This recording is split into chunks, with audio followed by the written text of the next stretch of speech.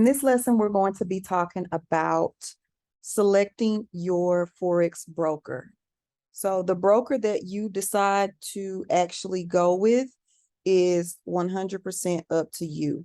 But choosing your broker is going to first require for you to decide what type of investor or trader that you want to be and what your goals are. And we'll talk about that in another lesson, kind of deciding on which route that you want to go as far as your trading style. But in this module, I want to just cover a few key factors that you should consider when choosing your broker. I also recommend that you have more than one broker account. So in my case, I have a regulated broker and I also have an unregulated broker. You may choose to, spread your investments out just simply because, different brokers have different features. Some will allow you to trade certain financial instruments and others will not. So that is the reasoning behind me having two separate brokers that I personally use. So I will provide you with some recommendations. But at the end of the day, I definitely want you to do your own due diligence and choose a broker that's going to be a good fit for you. So the first thing that you want to consider when selecting your Forex broker is the compliance. You want to look at their reviews and you want to do your due diligence on how compliant that they are. Most regulated brokers are US based and they are registered with the NFA, which is the National Futures Association.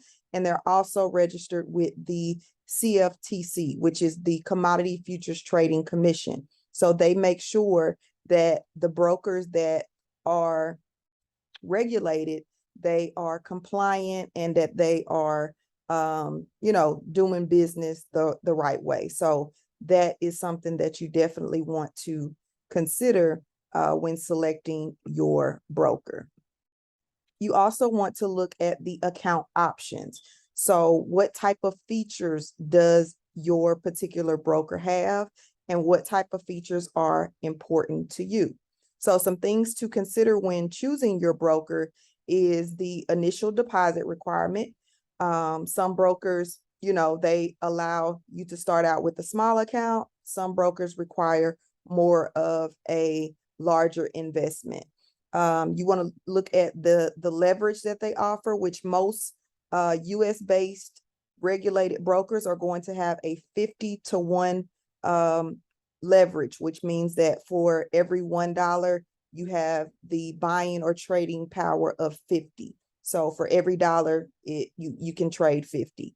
You want to look at the spreads. The spreads is basically the difference between the ask and the buy price, which is the commission that the broker is going to make off of each executed trade.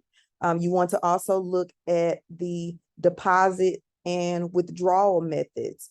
One thing that I've noticed that is different with the regulated brokers is that you can fund your account through your bank account or your debit card, which on the other side, the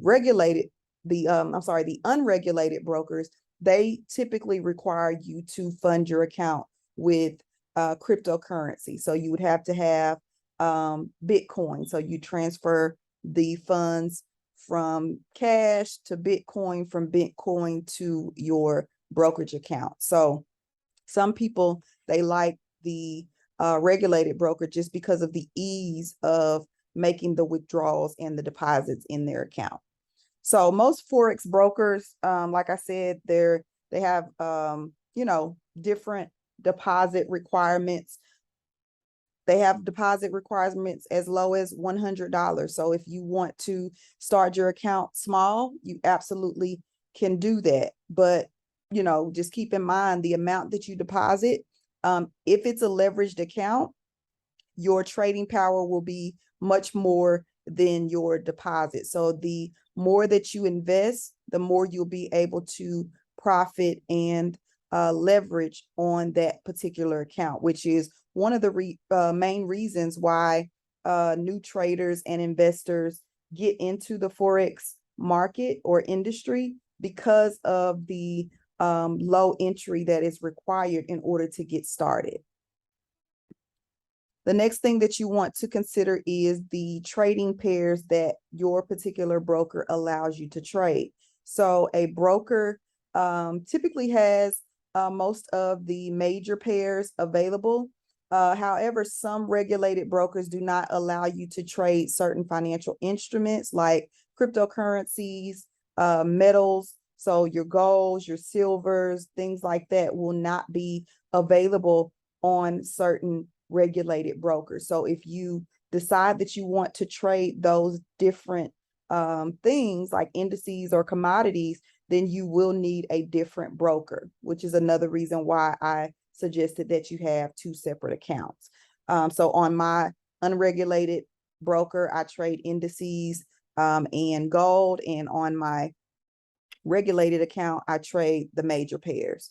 As a beginner, I always say this, you'll hear me talk about this several times throughout this program, is that you want to start with the major pairs if you are brand new. And then once you become familiar and comfortable with reading the charts and making the correct analysis on the charts, then you can move to some of the more volatile markets like gold and US 30 and NAS 100 and all of those different types of pairs. But in the beginning, you definitely want to stick with the major pairs. And one of the most important things is customer support. You want to be able to get in touch with your broker should anything happen. So the Forex market is open 24/5. So you want to be able to get a broker that has a customer service department that's available either through phone or through live chat support pretty much any time of day.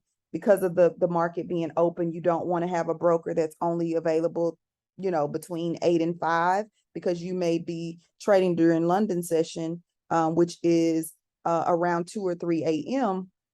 and you want to be able to reach that broker should you need to. So that is definitely something that you also want to consider. So now that you know what to look for in a broker, I want you to go ahead and select a broker and set up a demo account. You do not have to start your live account just yet, but in order for you to be able to follow along and start to get some insight on how to execute trades and, the different things that I'm going to be walking you through, then you definitely want to make sure that you at least set up your demo account. So if you're undecided on what broker that you want to go with right now, that's totally okay. You can click the link below this video, just set up a demo account, and then you can do your due diligence and set up your live account later on. I don't recommend if you are brand new to Forex that you open up your live account until you've been trading and learning for at least 60 days. So, I wouldn't focus too much on selecting who you're going to go with as a broker, but you definitely want to get your demo account set up right away.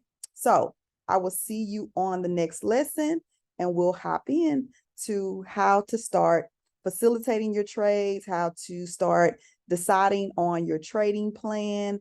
It's going to be a lot of information to cover, but I promise you, if you just go through the modules and you execute and really, implement the things that I'm showing you as we go, that you should be totally fine. And if there's any questions that you have, don't hesitate to drop those questions below, and I'll get those questions answered for you.